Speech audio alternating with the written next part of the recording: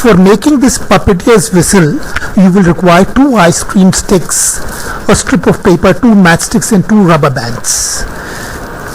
Now cut the matchsticks and remove their sulfur heads.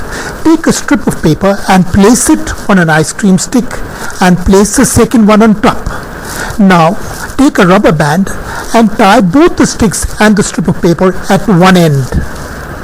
Then take one matchstick and place it on top of the paper strip,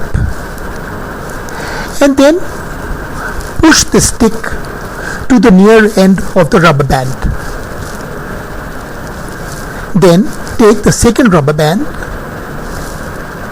and tie both the ice cream sticks and the strip on the second end. In the end, take the second matchstick and place it on top of the strip and push it towards the other rubber band. Now place this in your mouth and blow. You will make a very nice sound. Instead of rubber bands, you can also use thread.